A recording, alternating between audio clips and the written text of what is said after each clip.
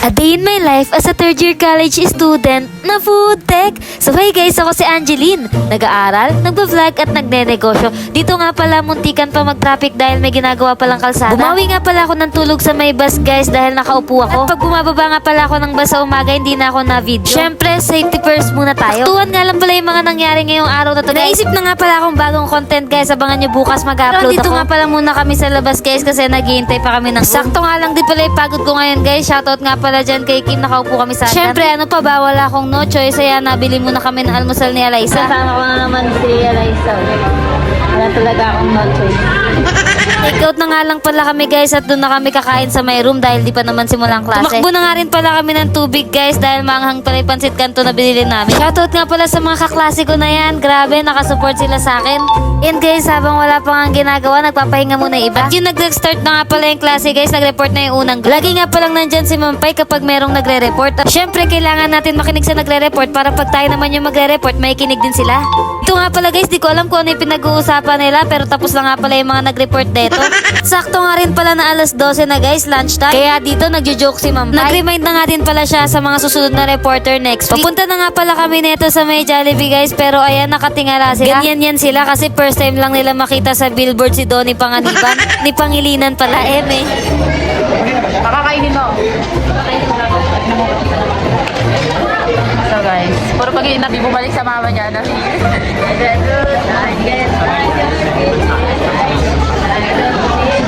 Taga Sambonga yan, sir. Taga Sambonga. Yan sa Sambonga. Ganda naman ng ilaw. Sobrang nakakasawa yung face mo, girl. Sobrang nakakasawa. 4 days ganyan kasama mo mukha. Patingin ka sa Zoom. Patingin. Iinit man to. Sige. Sige, ang unak. Ay, katulak.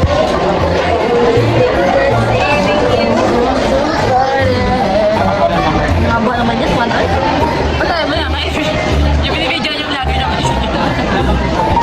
At dumating na nga pala yung mga in-order namin. Kumakain na dito yung mga anak ni Henry C. The joke lang guys, mix and match lang talaga yung kinakain namin dyan. Kain na nga rin pala kayo kung hindi pa kayo kumakain. Fly to the moon, let me play among the stars. Let me see what spring is like on Jupiter and Mars. In other words, hold my hand. Other words, baby, kiss me.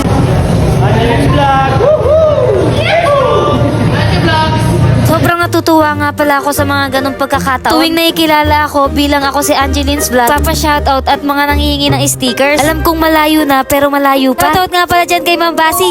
Nag-remind nga pala siya na kailangan namin asikasuhin ng research. Shoutout nga pala dyan kay Kuya, pati na rin dito sa nagtitinda ng donut. Bumili kayo dyan pag pupunta sa room nyo. At ito na nga pala lagi ang inaabangan, yung last subject. De joke lang guys. Ayan, habang wala pa si Ma'am Art, yung iba guys nagpapahinga, yung iba naman nagre-review. Recap nga lang pala si Ma'am Art tapos nag-lesson na din. Tapos na nga pala siya neto mag-lesson kaya ayan, nagsipagtayuan na kami. Sobrang nakaka-proud lang dahil hindi lang yung kapwa ko estudyante ang nakasuporta sa akin, pati na rin yung mga prof.